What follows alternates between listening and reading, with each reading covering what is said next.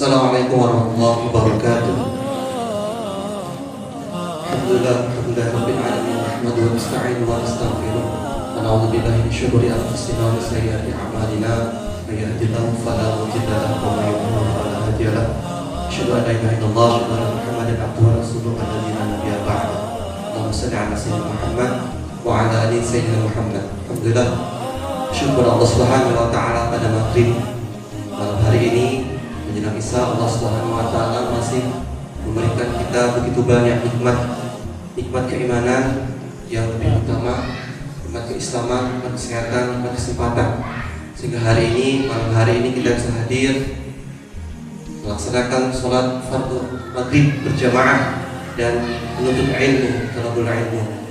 Mudah-mudahan ini adalah amal ibadah kita dan insyaallah di akhirat Allah Subhanahu wa taala buka dengan balasan yang melibatkan insyaallah min rabbal alamin.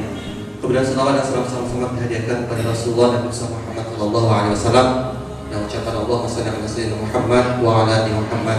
Mudah-mudahan kita termasuk umat insyaallah di akhirat kelak dapat syafaatnya amin ya rabbal alamin. Hadirin jamaah pengajian yang dirahmati Allah Subhanahu wa taala, bersyukur malam hari ini kita bisa kembali bertemu dengan ustaz kita, dengan guru kita Ustaz Muhammad As'ad. Alhamdulillah beliau sudah hadir di masjid kita untuk mengisi kajian malam hari ini. Kemudian Bapak hadirin jamaah sekalian rahmati Allah Subhanahu wa taala, malam hari ini adalah malam yang kedua pertemuan ya setelah Lebaran Idul Adha, libur panjang. Alhamdulillah malam hari ini kita kembali berjumpa dengan ustaz kita. Tidak memperpanjang kalam, kita serahkan saja mic ini kepada ustaz kita untuk memberikan pengajian malam hari ini. Kepada ustaz Fadhil. Bismillahirrahmanirrahim. Assalamualaikum warahmatullahi wabarakatuh. Innal hamdalillahi rabbil alamin jami'an wassalatu wassalamu ala nabiyil mustafa Muhammadin ashrafi khalqihi jam'ah wa ala alihi wa ashabihi alladhina nalu as-sa'adata al-haqiqiyata fid dunya wal ukhra, amma ba'da. Alhamdulillah yang senantiasa kami muliakan para sesepuh bini sepuh, orang-orang tua kami, bapak ibu, dan wabil khusus ketua pengajian kita yang hari ini terus semangat mengadakan halakoh ilmiah, majelis agama, majelis sunnah. Semoga dengan rasa semangat yang dipunyai oleh beliau menjadikan asbab hidayah untuk Kecamatan Padang Tualang ini, amin. Dan jemaah maghrib, jemaah pengajian semua, akramakumullah, rahimakumullah. Alhamdulillah, satu anugerah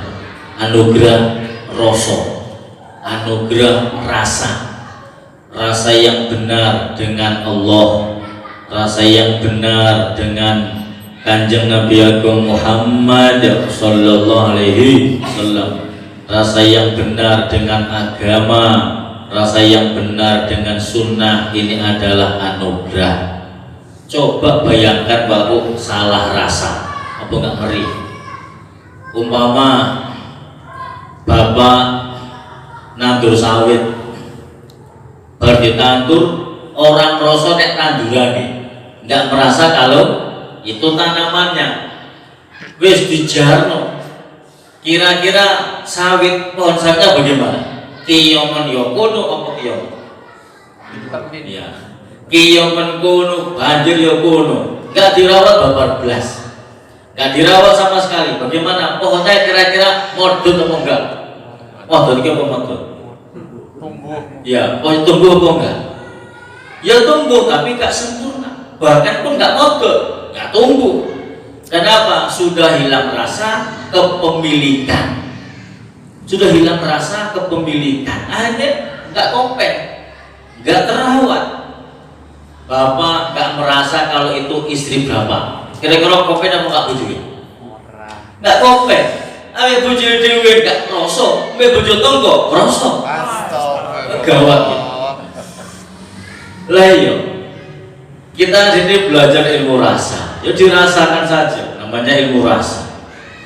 Maka penting merasa kita sebagai seorang hamba, merasa kita umat Islam, merasa kita umatnya Kanjeng Nabi Agung Muhammad sallallahu alaihi wasallam. Nah, kalau sudah hilang rasa sebagai hamba, kok melelet, Pak? Kok melelet? Sombong. Iya. Walaupun namanya masih ibadah, namanya masih di dalam amal, tapi rasa sebagai hamba sudah hilang. Umpamane, aku iki majikan, aku diburu. Ternak akeh lembu umpama ya. Ono tukang buru kerjanane ngarit. Dhek memang kerjane ngarit. Wong tertulis kono perjanjiane kerja ngarit simin. Tak ngomong ngarit ben. Wah, musik wah sik kesel. Nggih, jam 8 isuk nganggone sik kesel. Jam 09 sik kesel. Jam 10 turu. Kira-kira saya marah enggak kira-kira? Marah waktu majikane.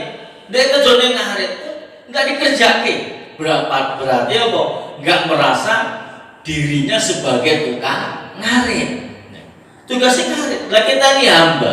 Tugasnya apa? Tugasnya hamba. Dia mengerjakan amal, mengerjakan perintah. Allah tugasnya memerintahkan, kita tugasnya mengerjakan perintah, kerjakan. Dengan rasa di dalam hati bahwasanya kita adalah hamba, yang memerintahkan kita adalah Rabbul Arbab, yaitu Gusti Allah.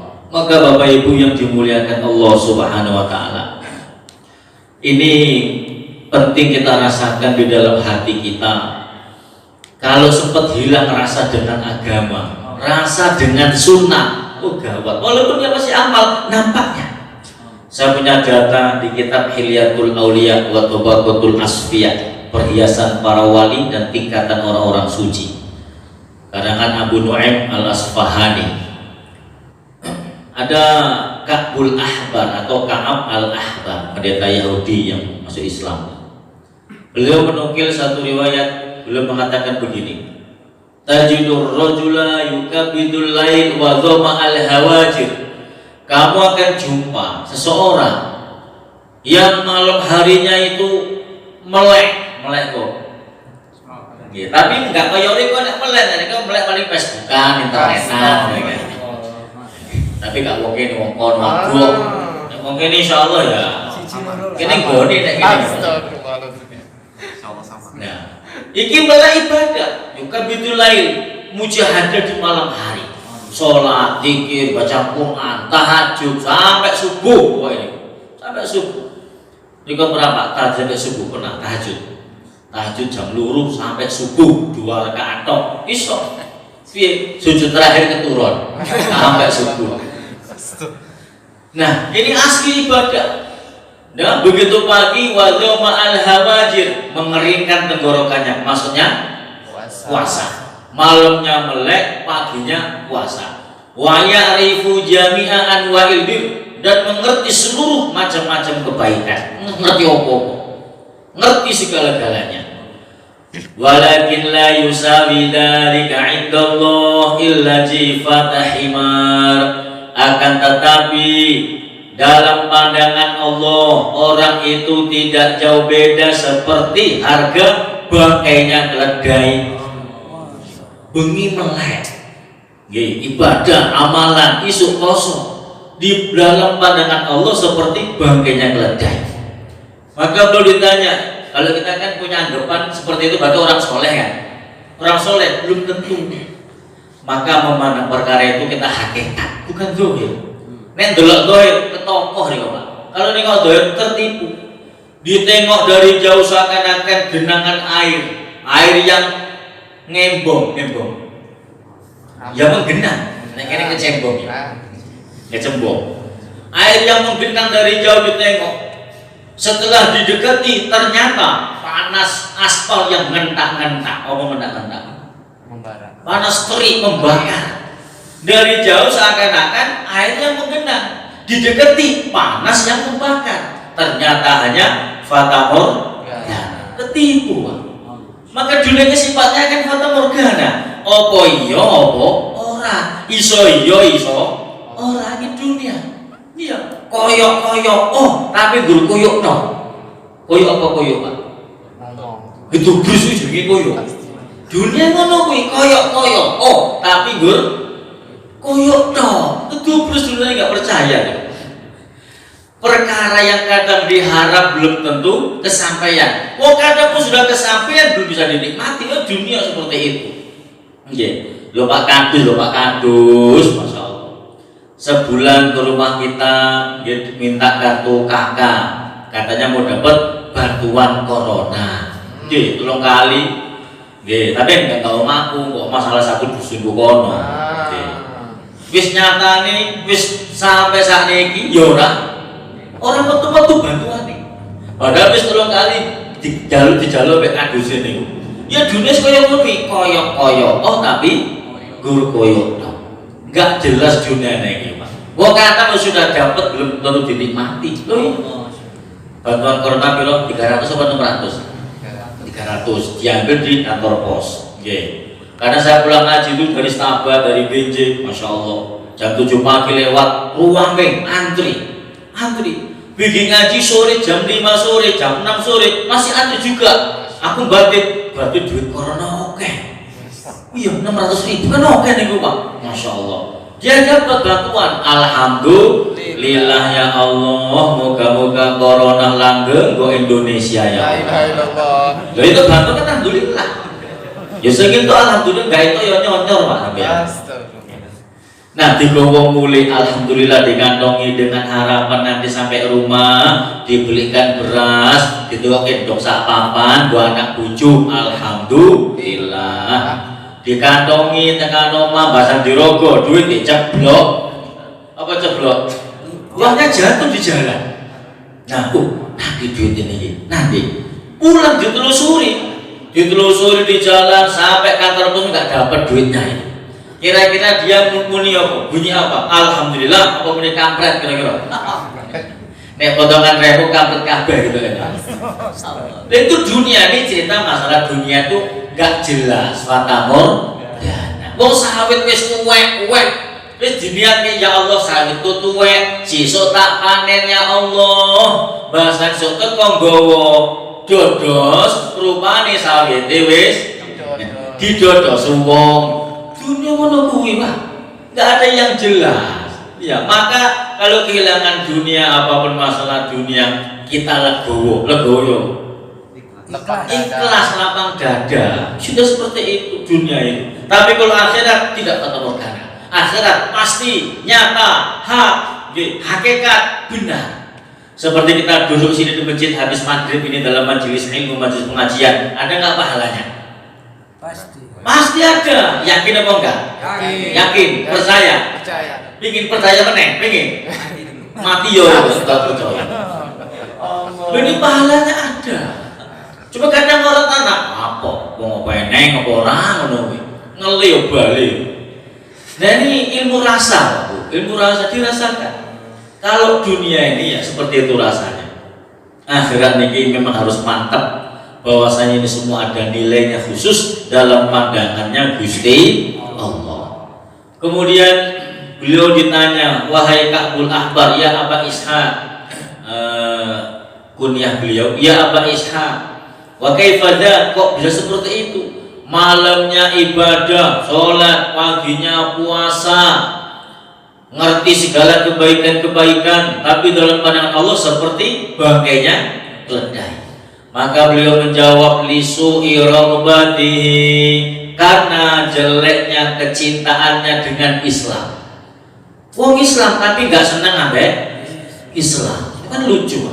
Islam tapi nggak suka sama Islam. Islam tapi anti Islam. Ini walaupun dia sholat, zikir, baca Quran nggak ada gunanya kalau masih jelek kecintaannya dengan Islam, kecintaan dengan Kanjeng Nabi Agung Muhammad Sallallahu Alaihi Wasallam. Ada orang, kamu akan jumpa seorang ya namul laila kullah, malam turu tangi-tangi subuh, komat subuh, gegagapan melayu ini, tapi nggak ngono, yang mungkin insya Allah ya. Nah, malam tidur, kemudian wayuftir, paginya nggak pernah puasa, makan aja pokoknya, makan, dan nggak mengerti kebaikan, nggak ngerti. Wala'allahu minal muqarrabin, tapi bisa jadi dalam pandangan Allah dia termasuk orang muqarrabin, orang yang dekat dengan Gusti Allah. Ada orang sepele namanya, malam jarang tahajud. Ini kita cerita hakikat ya, kita hakikat. Pagi jarang puasa sunnah, jarang ngerti kebaikan, tapi harga diri dia termasuk orang-orang muqarrabin yang dekat dengan Gusti Allah. Nah, akhirnya bertanya, wahai Ka'bul Ahbar, kenapa bisa seperti itu? Beliau menjawab, lima qasamallahu min aqlih, karena Allah bagi kesempurnaan akal kepada dirinya. Akal digunakan.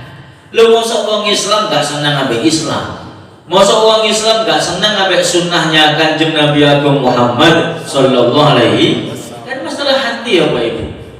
Malam gak tahajud ya kan? Tapi walinya Allah jarang tahajud. Kenapa? Sampai kepada Allah bukan hanya dengan tahajud, bukan dengan amal raga, tapi dengan amal batin. Bukan berarti amal raga gak penting, jangan salah paham. Ono wong tahajud semalam suntuk, tahajud semalam suntuk, kemudian menjelang subuh tidur jelang subuh, ngimpi dicegat gendruwo, tolong, pada habis tahajud. Ada imam dalam kitab Ihya, seorang walinya Allah, kalau nggak salah Imam Junaid Al-Baghdadi.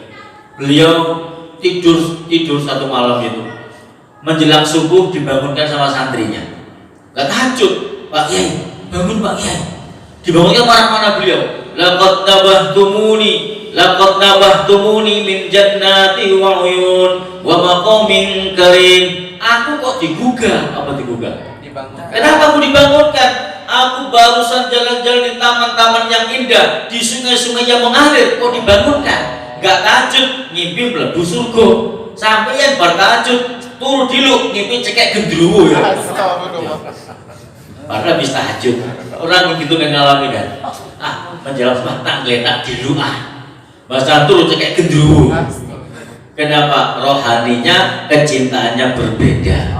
Maka kita duduk di sini, kita belajar merasakan, senang di agama gitu Bapak, senang dengan sunnah. Hari ini kita nggak usah bicara tinggi-tinggi masalah jihad perjuangan. Umat Islam itu loh, masalah makan minum banyak yang gagal. Umat Islam.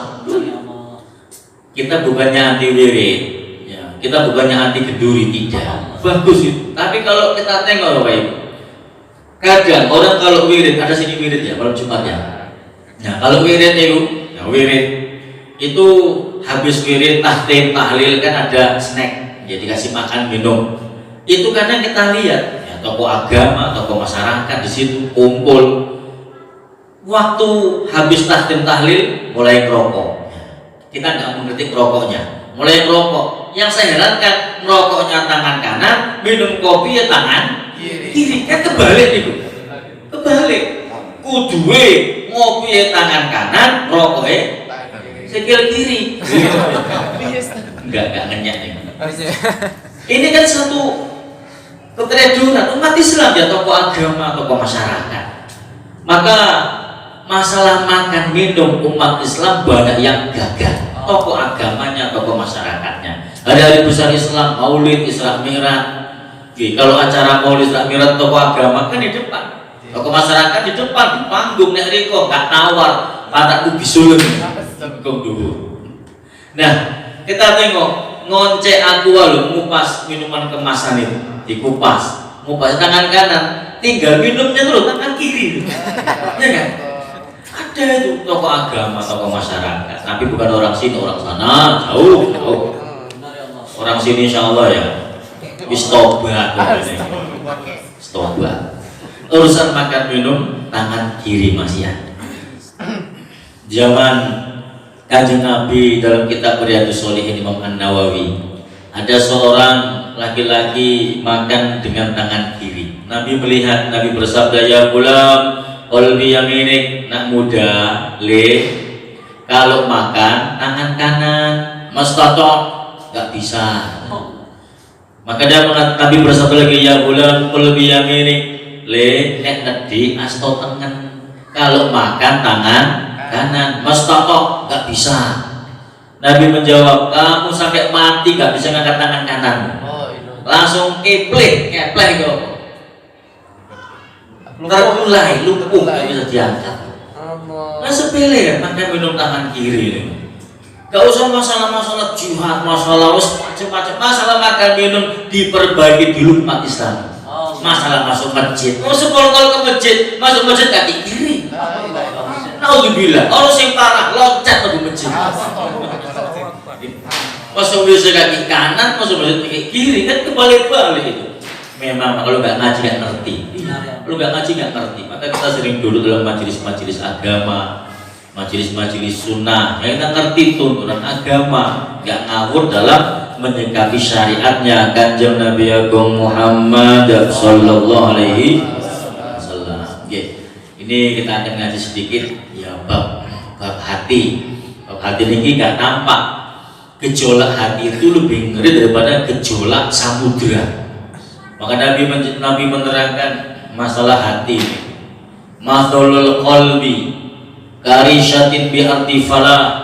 Hati manusia itu seperti bulu, seperti satu bulu ayam bi artifala di tengah ororo, tengah padang pasir.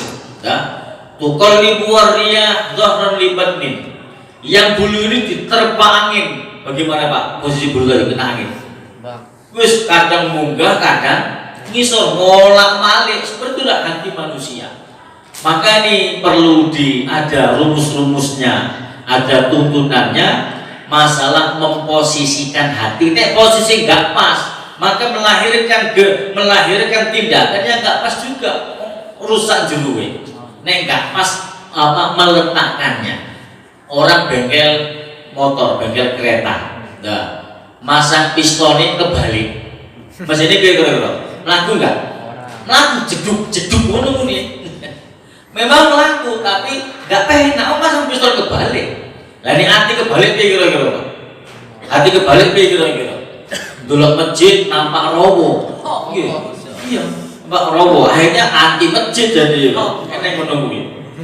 Kenapa hatinya kebalik? Apapun kalau nggak bisa nata raga ini kalau nggak ditata itu nggak jadi berantakan. Apalagi nggak bisa nata hati. Ada rumah besar, mentereng, gedung, magrong, cuman nata perabot rumah tangganya nggak pas. Kulkas taruh kamar mandi. Amben apa amben? Tempat tidur, taruh dapur. Wajan, sutil, dandang, priuk, ya kan, delek kamar tidur. Iki apa berantakan, ditengok pun gak enak apa ini. Maka itu aja salah nata dohir itu gak enak, apalagi salah nata hati lebih gak enak lagi. Nah kita mulai yuk, kita belajar pelan-pelan. Ini di tengah kita kitabnya Syekh Ibnu Athaillah As-Sakandari, kitab Al-Hikam. Jadi untuk menata hati kita supaya benar sikap hati dengan Gusti Allah. Jangan salah paham dengan Allah. Allah nggak pernah salah. Allah nggak pernah salah. Ada orang biasanya nggak pernah ke masjid. Dan hari itu nampak aktif. Aku yang kaget, pola kok dengarin apa? Kok nggak biasa? Ya nggak biasa, tumben. Ini nggak tahu ketok, babar belas, nggak tahu ketok. Peduk kan? Kok dengarin mas? Ya Pak Ustadz, doa ke Pak Ustadz ini larat nyalon anggota dewan Pak Ustadz. Doa Ngono jane ngono kan. Tapi gak anggota dewan kene ora ono. Doa ke Pak Ustaz, kok menawa ya lulus ya jadi anggota dewan. Aku ya nggih ngono ae, sing istiqomah apa? Nggih Pak Ustaz istiqomah. Wis setelah pilkada, nggih. Sebulan ikut masjid subuh, wah 5 waktu ketok. Ya salat doa ini tangan. Aku alhamdulillah ya Allah, alhamdulillah ada kanca. Nah, setelah sebulan habis pilkada, gak ketok ngomongnya. Gak ketok. Pedot lakon lho, Pak. Nah, ke masjid meneh. Gak jadi Pak Ustaz. Gak jadi. Berarti dia selama ini menggantungkan yang dia inginkan menjadi anggota dewan dengan cara ke masjid. Ya kan betul kan? Setelah yang dia harapkan gak tercapai, putus ke masjidnya. Kadang dia seudon itu, ya Allah, apa gak perlu ya Allah. Tak rewang-rewang, tak malah-malah kok masjid. Dia bang waktu jam tulis ustaz atau ngatur ke masjid, ini nyalon tak 20 juta ya Allah ke masjid enggak? Oh gak perlu ya Allah piye? Aku kurang apa ya Allah ngono. Allah diprotes. Hambaku, kowe salatmu enggak kurang. Posomu enggak, poso sunah wak bendina niku. Demi nyalon kene niku. Maca Qur'anmu enggak kurang. Nggih, zikirmu enggak kurang. Tapi kowe sing kurang siji apa? Kurang ngajar sampean. Gitu. Allah niku dikomentari, Pak. Jadi, maka di dalam kitab Al-Hikam yang pertama kali ini, itu belum nggak mau bahas ma'rifat, nggak bahas macam-macam. Apa? Jangan bergantung dengan amal. Bukan berarti jangan beramal, jangan salah paham, Pak. Jangan bergantung sama amal. Ya kecewa, Pak. Amal ini makhluk. Kenapa? Ya perbuatan kita kan makhluk. Kita diciptakan Allah plus amalan kita pun diciptakan Gusti Allah. Nah, kalau bergantung dengan amal sehingga nggak terlaksana yang dia cita-citakan, kecewa. Maka satu di sini di awal Al-Hikam diterangkan min alamatil iktimadi alal amali nuksonur roja'i 'inda wujudiz zalali. Termasuk tanda orang itu bergantung dengan amal, akan terjadi putusnya harapan ketika tidak terlaksananya apa yang dia cita-citakan itu. Akhirnya putus amal itu, ya kan? Jadi bergantunglah jangan sama amal, tapi bergantunglah yang membuat amal, yaitu Gusti As'ad yang angkat tanganiku tak angkat. Ini bukan perbuatan As'ad, perbuatan Gusti Allah. Orang kalau yakin dengan amalnya, mengandalkan amal, kecewa, Pak. Kecewa. Ya. Ada orang minta amalan, dia ini rezekinya seret, minta amalan kaya. Saya kasih amalan sholawat nariyah, sholawat duit itu, sholawat duit. Tak kayak sholawat duit. Akhirnya dia amalkan, takon poso 40 hari. Poso 40 hari, malam hari tak suruh baca. Sampai berapa 1000 kali malam hari ini. Kalau baca isya subuh siang nih, Pak. Sholawat nariyah. Isu poso. Wes, setelah 40 hari takon ngomong, tak takon piye, Pak? Wis lancar rezekine. Tambah seret Pak Ustaz. Lah piye amalane piye to, tak apa? Ya melek Pak Ustaznya kan. Isu poso ya kan. Lah kowe yakin apa ora? Ya yakine mbek sapa? Ambek selawat ini ku Pak Ustaz. Yakin niku gantung ambek Gusti Allah. Sholawat itu dikerjakno gantung ambek Gusti Allah. Amal ini koyo pang sing laku. Seperti cabang yang laku niku manjat pokok rambutan umpama. Di atas Bapak napa asli cabang itu sudah rapuh. Laku. Napa rapuh ini? Lu ngerti laku gugondelan. Laku nggih dicekel munggah, ceblok ora? Ceblok niku sak pampangi mau. Yang ngerti pohon lampu untuk gandolan sama. Amal itu lampu lemah. Kenapa? Amal itu makhluk. Maka jangan bergantung kepada makhluk, bergantunglah kepada Allah. Ingat Bapak Ibu, bukan berarti keterangan ini salah. Ini bukan keterangan untuk meninggalkan amal, salah. Ini keterangan jangan bergantung kepada amal. Amal kerjakan, wong perintah. Yang nggak boleh kan yakin sama amal kan? Nggak boleh. mau tukang ngarit mau tak kongkon ngarit ben ngarit pasal ngarit tak jumuk rumputnya tak buang menunggu loh Pak kok dibuang Pak gue aja komen tugasmu ngarit tok rumput urusanku gue tak buang tak kayak lembu tak kayak ketek urusanmu tugasmu ngarit tok gitu loh kita amal sudah kerjakan mau perintah yang gitu yang nggak boleh kan komentar dengan amal ini nggak boleh jadi kita amal Bapak Ibu garis bawahi dalam Islam tidak ada perintah meninggalkan amal yang ada perintah meninggalkan melirik amal paham apa enggak ini? Dalam Islam tidak ada perintah meninggalkan amal yang ada perintah meninggalkan melirik amal maksudnya apa? Amal ya amal tapi jangan dilirik ini amal kita ya Allah aku segini aku paten ya Allah paten biye mau kamu amal masih merasa beramal kok jadi orang itu beramal merasa ini anugerahnya Gusti Allah gitu semuanya anugerah Pak bisa sholat anugerah zikir anugerah dakwah anugerah kenapa? Enggak setiap orang dikasih seperti itu jadi kita rasa ini anugerah istilahnya syuhudul minnah merasa ini anugerah oke kita sedikit Bismillahirrahmanirrahim. Rubbama fataha laka babat ta'ati wa ma fataha laka babal qabuli. Terkadangan Allah membuka Rubbama fataha terkadangan Allah membuka laka bagimu babat ta'ati pintu ketaatan wa ma fataha dan dia tidak membuka laka bagimu babal qabuli pintu diterima ketaatan itu. Kadang Allah menggerakkan kita untuk taat, tapi belum tentu itu diterima sama Gusti Allah. Oke. Warubbama kutia dan terkadangan kamu ditakdirkan, warubbama kutia alaika terkadangan kamu ditakdirkan bitambi dengan satu dosa. Jadi orang itu berbuat dosa pun takdirnya Allah. Oke. Orang berbuat dosa pun takdirnya Allah. Oke. Tapi jangan salah paham. Jangan dibuat dalil keburukan Bapak melakukan keburukan dengan dalil takdir itu salah. Ulang. Terkadangan Allah mentakdir kamu berbuat dosa, ya, tapi jangan dicoba ini. Ini bagi yang memang terjerumus sekian di dalam dosa. Ya nggak boleh gini. Bapak nyolong, ketangkep, kamu kok mencuri? Ini kan takdirnya Allah, Ustaz. Nah itu namanya menggunakan takdir untuk menabrak larangan itu haram. Namanya paham Jabariyah itu sesat itu.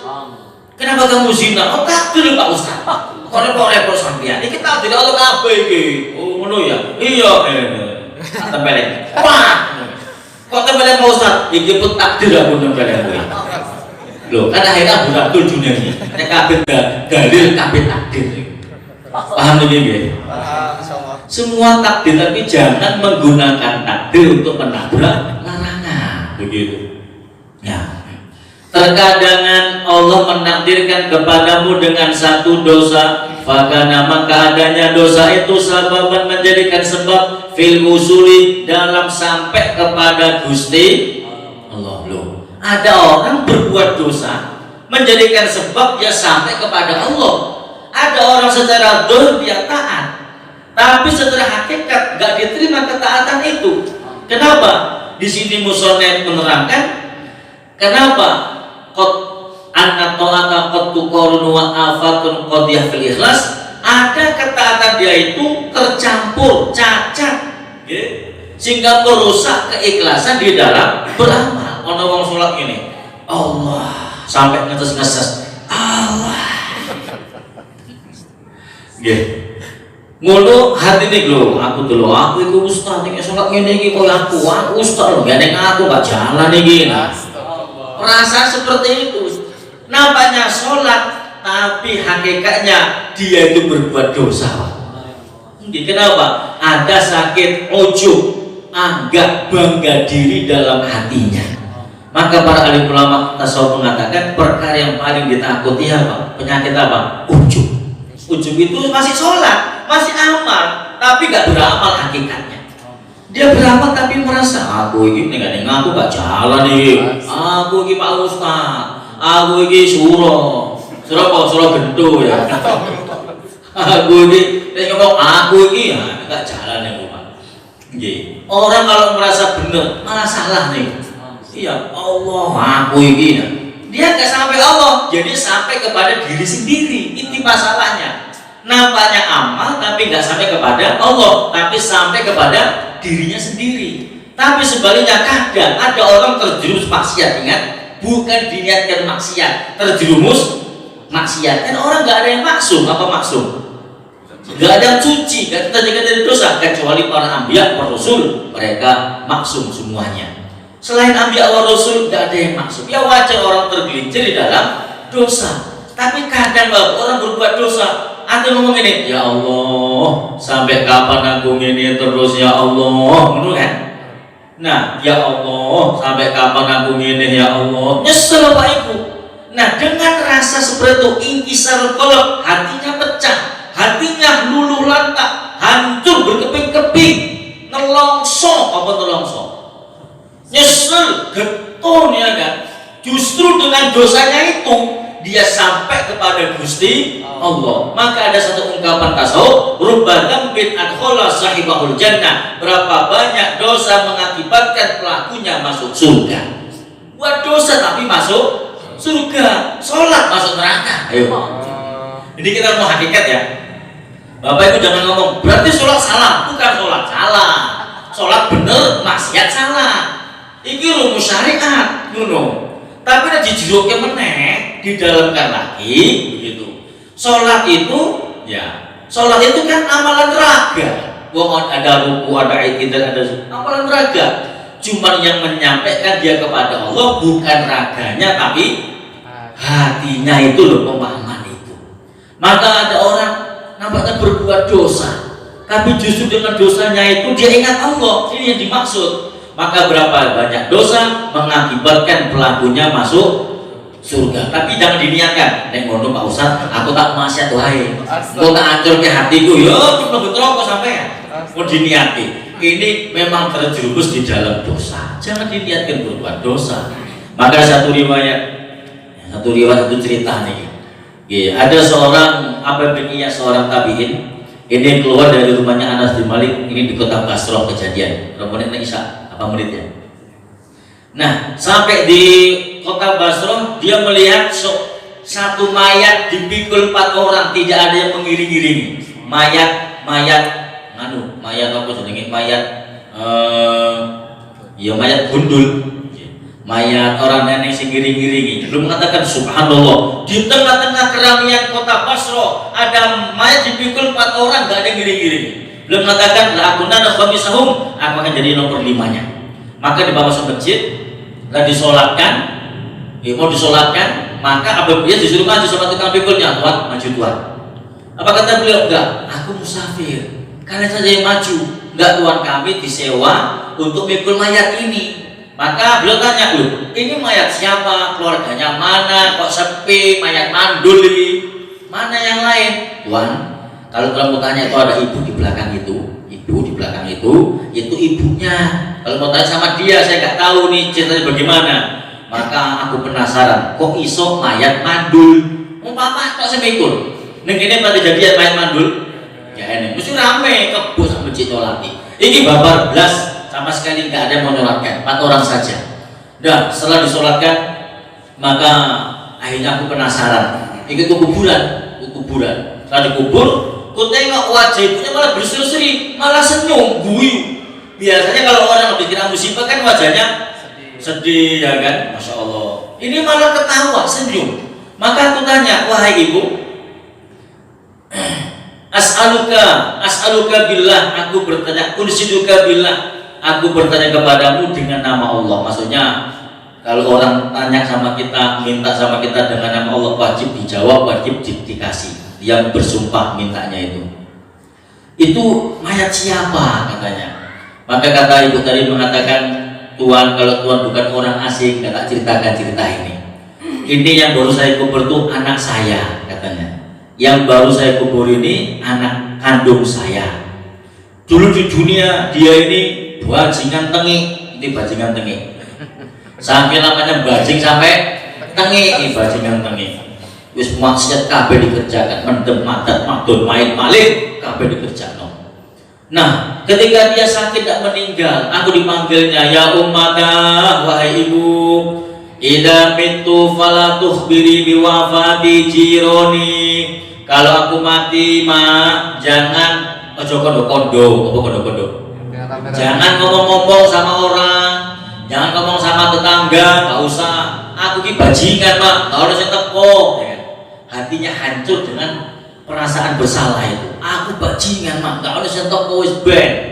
Kemudian tulislah kalimat la ilaha illallah, masukkan ke kain kafan saya, akan saya jadikan saksi di hadapan Allah.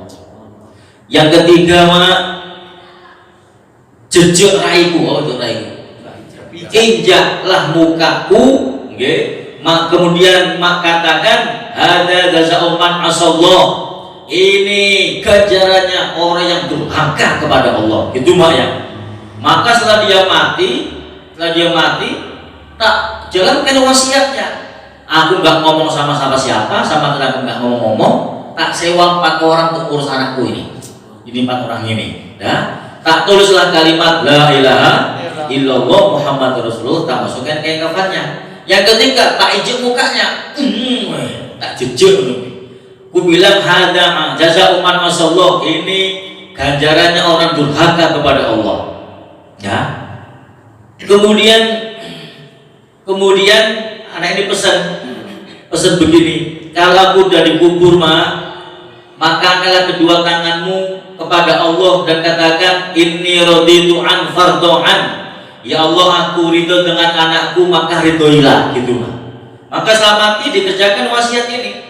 Setelah tak kubur, aku mendengar suaranya dengan bahasa Arab yang fasih, insarafi ya ummah qad qaddamti ala rabbik karim rahimin ghaira ghadban alayya.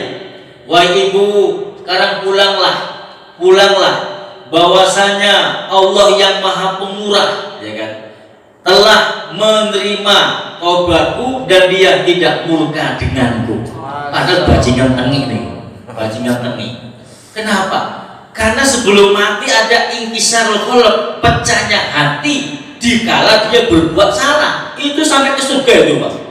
Maka dalam hadis qudsi Allah berfirman, ana indal munkasirina qulubuhum min ajli, aku bersama orang yang hatinya pecah karena Allah. Ya. Jadi dosa itu enggak menjadikan masuk neraka, tidak. Ketika dosanya enggak dibawa mati. Lah kan sebelum mati saya ingat kepada Allah, nyesel, getun, ya kan, hatinya pecah. Apa buktinya? Jangan kau bilang sama orang-orang kalau aku mati, aku elek tenan nih, dan rasa hancurnya hati. Maka kita memandang satu perkara dengan hakikat sehingga nggak tertipu dengan apa yang kita lihat. Nah, kita tidak tahu bagaimana hati manusia, tidak ada yang tahu. Walaupun dia hari-hari maksiat, kita tidak tahu. Kita nggak tahu. Mau itu apa perkara ini adalah hakikat yang tahu hanya Gusti Allah. Tapi bukan berarti memperbolehkan maksiat, tidak. Ini memandang perkara dengan hakikat. Masih bisa belum? Berapa menit nih?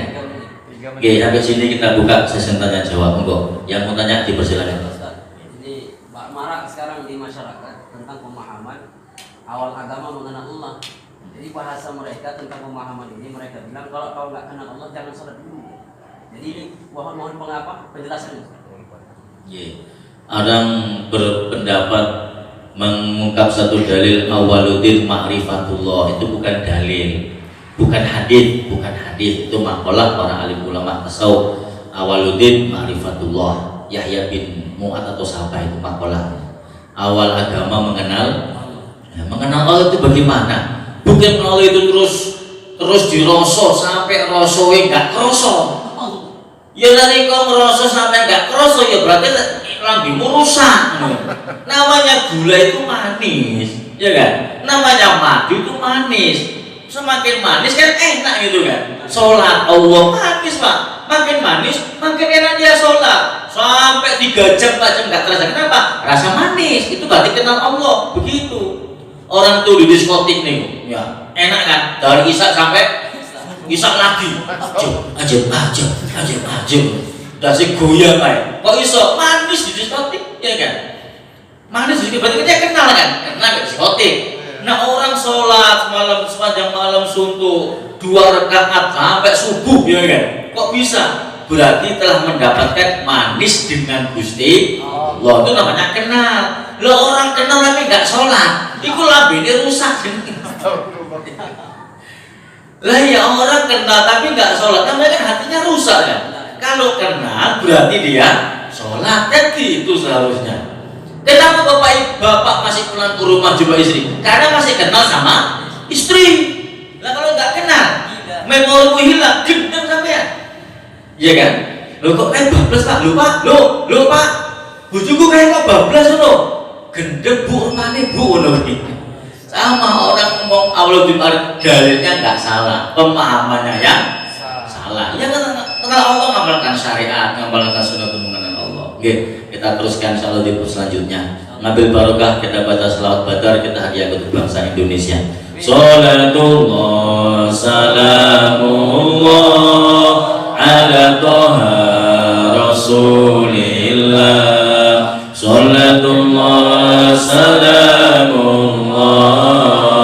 ala yasin habibillah. Salatullah salamullah ala yasin habibillah.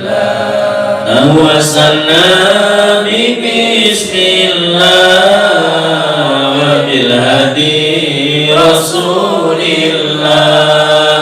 Tawassalna bi bismillah wa bil hadi rasulillah wa kulli mujahidin lillah bi ahlil badri ya Allah wa kulli mujahidin lillah bi ahlil badri ya Allah. Iktafina wa lakinna wassalamu alaikum warahmatullahi wabarakatuh.